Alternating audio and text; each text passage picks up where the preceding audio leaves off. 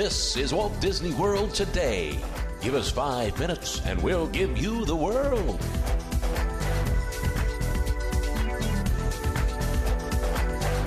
It's Friday, December 16th, 2005, and this is episode number 37 of Walt Disney World Today. I'm Matt Hochberg from MGMstudios.org. Our panel today includes trip planning guru Mike Scopa of MousePlanet.com. Welcome, Mike. Welcome to my podcast. Now, where does that come from? Welcome to the park. Good to see you. Thanks for being on the show, Gonzo. And well, no, they're tourists. Gonzo? That was Ratso. Right, same thing. They go together, you know. Oh, okay. And we've also got Len Testa of TouringPlans.com. Welcome, Len. Hey, how's it going, Matt? Pretty good. Today we're going to give out some recommendations of what Walt Disney World Resort we think people should stay at based on what type of people they are. So, for example, family of four with older kids, no kids. Try to go around that gamut based on the demographics. So let's jump into it. Let's start with people who actually go solo. That means people who go to Walt Disney World by themselves. I've done this a few times. Mike, any recommendations? Well, I've done this too. It depends, of course, on your budget, but I recommend if you're going solo to probably think about a value resort because you really should think about trying to make the most out of your dollars. If you go to a solo, if you go to a value resort, you save.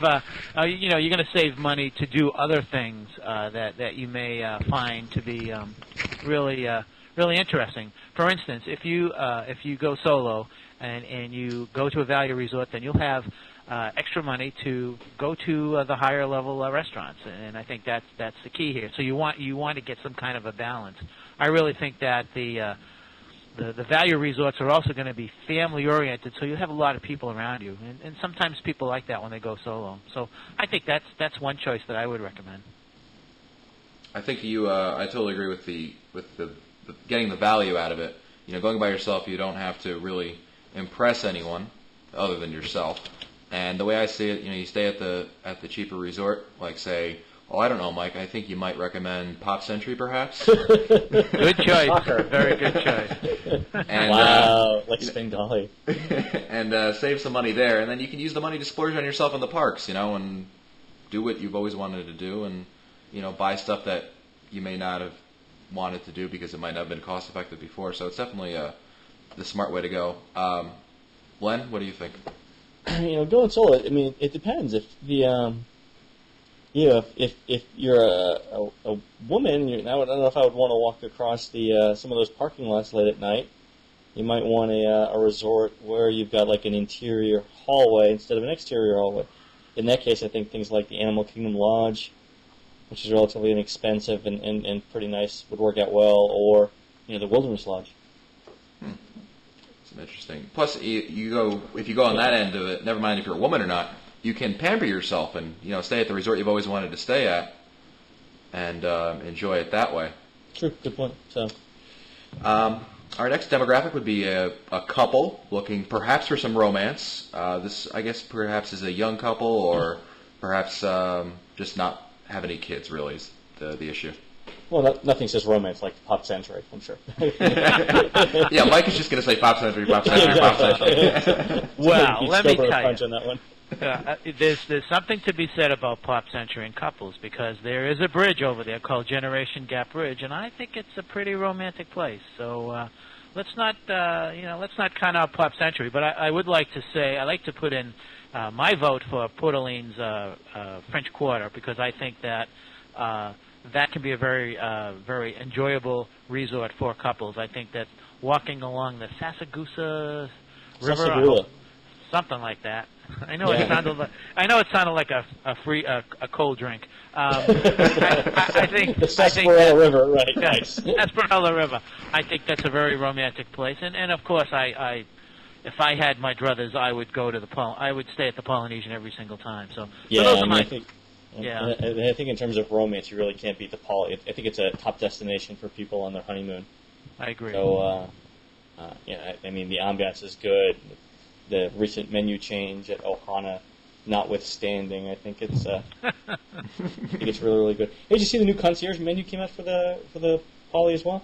No. Why don't you talk about it, Len? Yeah. Well, I think a couple of shows ago we had mentioned that a rumor about Disney cutting back some of their concierge offerings in terms of food, especially at the deluxe resorts in the evening. But we got the latest menu yesterday from Steve Seifert, who we had on the show earlier, and it looks like they still have hot menu items on the concierge buffet at the Poly. So the things like the chicken wings are still on there. I believe there's still a noodle or a lo mein option. There's beef. There's actually a hot meat entree every night, I believe, on the buffet. And I looked at it, and to me it was there was something there every night that I could easily make into dinner. So that's a good thing. And I really like the Poly's concierge better than either the Contemporary or the Grand Floridians. You get a room in Hawaii overlooking the Magic Kingdom, go for walks on the beach, take a stroll over to the Grand Floridian, to look at the people who are paying way more than you for a worse room, laugh at them. I mean, really, there's nothing more romantic than that. Nope. No argument here. Was it Schadenfreude? It's the guilty pleasure you get by looking at other people's misery. Nothing like that on a honeymoon. Yeah, okay. Our next demographic is a family of 4 with young children. This one's ezy. Oh, let me guess, Mike. Well, nothing says young family like Disney's Pop Century. We should do the TV commercials. Well, not just Pop, but any value resort. I guess that the All Stars are pretty popular with the young families too. The idea here is that you've got a young family. Money may be an issue. You may not have both parents working. You don't know. You want to be in an area that is going to be fun for the kids, and a place like Pop Century with all the tacky stuff going on, that's got to hit them really well. The pools are very well themed, especially the All Stars. So I think that really would make it something. The thing is, though, I mean, family of 4, 260 square feet. That's really pushing it in terms of personal space. Young family, though, Len. If I agree with you. I know, man. I'm just saying. 200. I'd be thinking staying off site.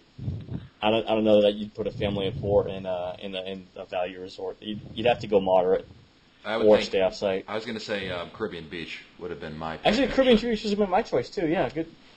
Only thing about that is it's a hike to the food court. But other than that, the rooms tested really, really well in our latest unofficial guide evaluation. Their pillows are very fluffy. We, and we'll have to talk at some other point about how we determine pillow fluffiness, but they got a B on an A through F scale. Well, I think now is a great time to talk about pillow fluffiness. All right, so indulge us. So one of the things that the unofficial guide sought to determine for the 2007 edition is a couple things. If you look at the things that hotel guests complain about, the top 6 are include things like room noise, poor bedding or mattresses, room decor, poor lighting, excessive phone charges, and general uncleanliness. So we tried to figure out how we could evaluate the Disney resorts based on those criteria. And the 3 specific ones that we were interested in was soundproofing, noisy rooms, lighting, how good the lighting is in the room, and then bedding. One of the components of bedding, obviously, is pillow fluffiness. The other ones are how old the mattresses are. And the third is the quality of the bed linens. So the last 2 are pretty easy to measure. The thread count, for example, is how you measure the quality of bed linens. Mattresses, you typically, in Walt Disney World, they're all name brand mattresses. They're made by like Sealy and Serta and Simmons. And they're all pretty standard. But the big unknown for us was how to measure pillow fluffiness. So I called Consumer Reports enough, and they told me enough times that they didn't know that I was starting to fear a restraining order. So we had to come up with our own test. And you'd be surprised at when you start Googling things like how much does a human head weigh, the sorts of results that come up. But But we eventually determined that the average human head weighs somewhere between 8 and 12 pounds. So to simulate this, we took a 2-liter bottle of water, which weighs just over 4 pounds. And we measured how far a 2-liter bottle of water sank when you put it in the middle of the pillow.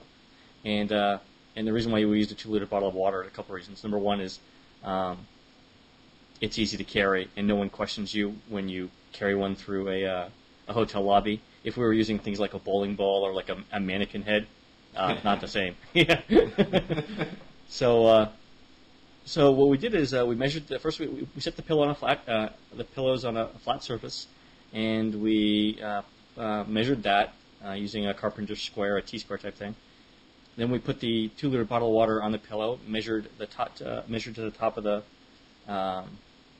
top bottle of water, and then computed the difference and figured out the percent to which the bottle sank into the pillow. Then we actually subjectively judged all of the pillows by putting our heads on them and rated them. And it turns out there's sort of like a bell curve. There's sort of like a sweet spot where you get just enough, your head sinks just enough in the pillow to where it's all squishy and fluffy, but not so much that your pillow hits the bottom of or the top of the bed. So you don't want something that's hard as a brick. You don't want something that just completely flattens out. You want something that provides gentle support, but isn't too hard. That being said, it turns out that the best pillows by far are at the Swan and Dolphin, and not coincidentally, they're the only pillows in Walt Disney World that are made out of goose down and goose feathers. All of the pillows at the Disney-owned resorts are either polyester fill or foam. And it turns out there's a huge difference in terms of quality for those things. If you have two pillows side by side and you put your head on both, you would easily be able to determine which one is which. Interesting. Very interesting. Anyway, and Caribbean Beach got a B rating, you said? Caribbean Beach got a B rating. In fact, it was middle of the pack. It's one of the slightly above actually the middle of the pack. It was the highest rated moderate in terms of pillow fluffiness. Also did extremely well on our lighting tests. In fact, it was the highest rated resort in all of Walt Disney World in terms of lighting. And to do lighting, we looked at a couple of things. We looked at how bright the dressing area is, like where you're shaving in the morning or getting ready. How bright it is if you're trying to read in bed, and how bright things like around the desk or work area are, as well as the overall room lighting and things like that. Caribbean Beach actually scored the highest. If you're interested in the room number we tested, 2613. It's a handicap accessible room, but fantastic. Did really, really well. Great. And our next demographic is family of 4 with older children, maybe teenagers, we'll say. Well, there's really only one place for a family of 4 with teenagers to stay. That's Disney's Pop Century Resort. No. Hey, we need to get Krista on this show. Who's the new chick, Stacy? Stacy? Oh, yeah. No, I'm more of a Krista person I don't like her as myself. much as Krista, I gotta say. Yeah, no, I agree. Krista is my girl. Krista had a sort of joie de vivre that, was sort of, you could watch it over and over again. That, and we gotta get who's the appliance salesman guy? The appliance salesman? Yeah, the guy that sells. They've got it's a husband and wife team. He's Asian. Is Appliance Direct? Is that them?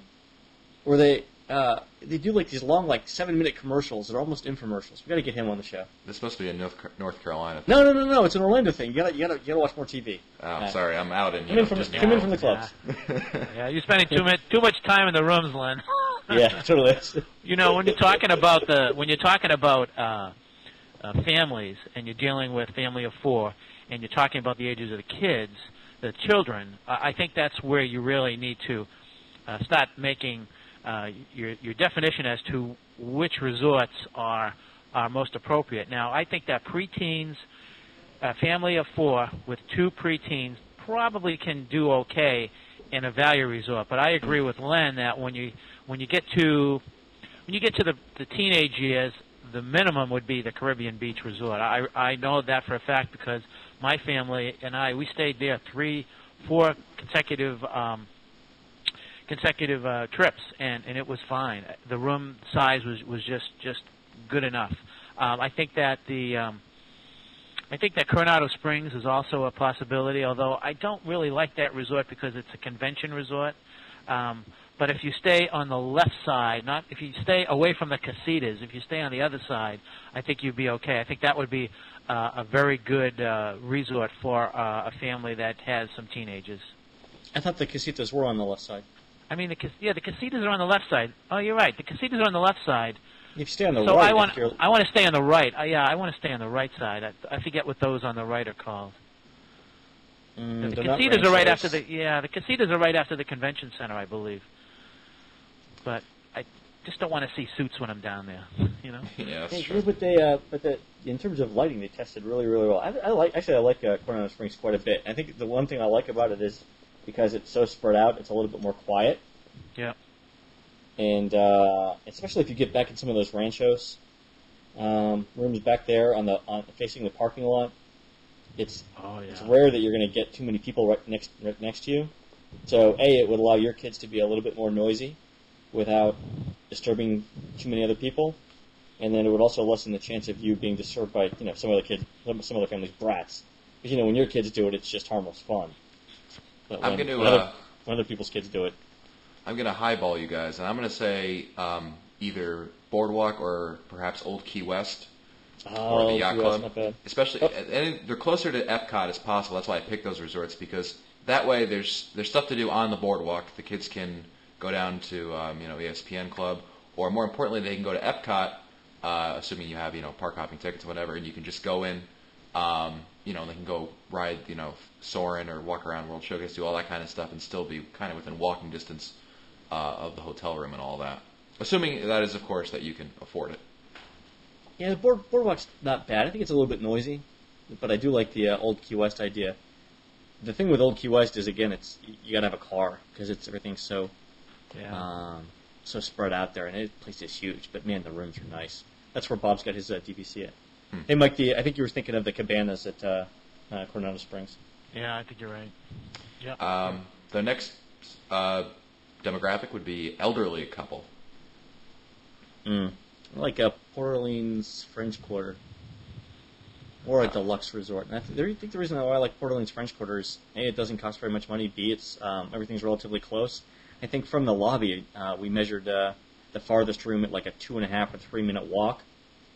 So it's intimate, the theming's pretty good. I don't love the food court there, as I don't love the food court at any Port Orleans, at either Port Orleans, but you can find enough dining options elsewhere. I'd say to put an elderly couple on the monorail. One of the monorail resorts, rather, not have them sleep on the monorail. Just go back and forth.